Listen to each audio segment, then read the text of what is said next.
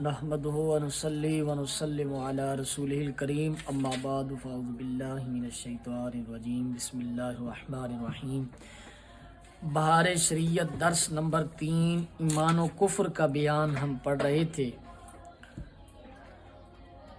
پہلی کچھ تمہید ہی ہم نے آپ کے سامنے رکھی تھی، الایمان هو التصدیق بالقلب، اس پر کلام ہوا تھا اور ضروریات دین پر کلام کیا گیا تھا۔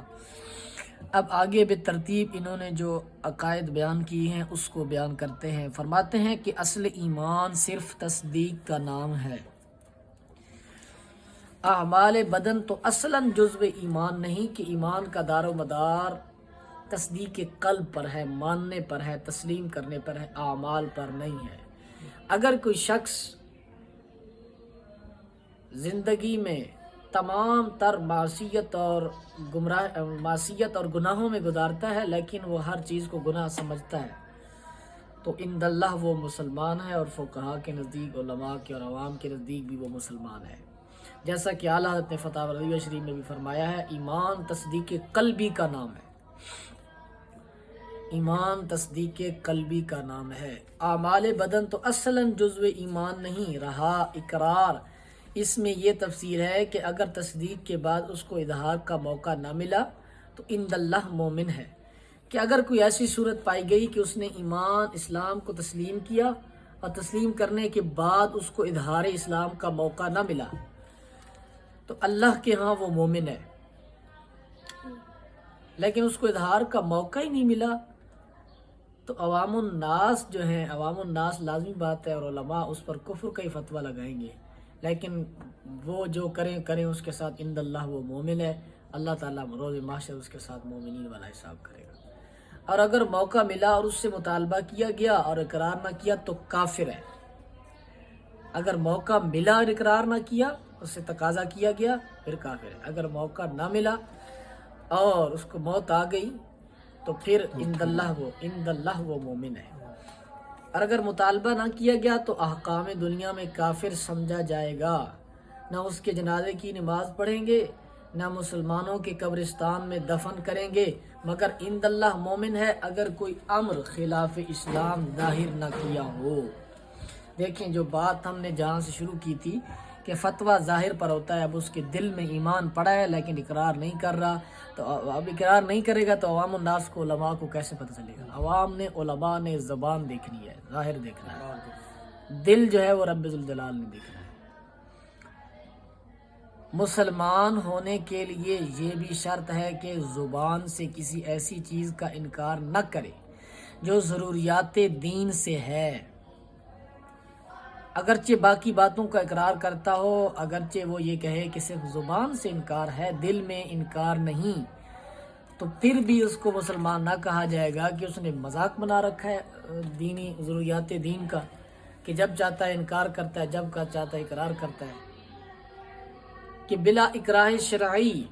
کیوں کہ قرآن مجید فرقان حمید نے فرمایا الا من اکرہ وقلبہ مطمئن بالایمان،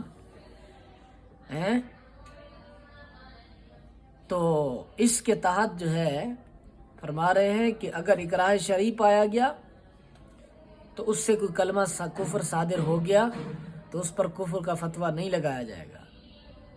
مسلمان کلمہ کفر صادر نہیں کر سکتا، وہی شخص ایسی بات منہ پر لائے گا جس کے دل میں اتنی ہی وقعت ہے کہ جب چاہا انکار کر دیا، اور ایمان تو ایسی تصدیق ہے جس کے خلاف کی اصلاً گنجائش نہیں۔ دیکھو یہاں ایک مسئلہ سمجھو کہ اگر ایمان پر بات، جان پر بات بن جائے تو اس کو اجازت ہے کہ وہ ظاہری طور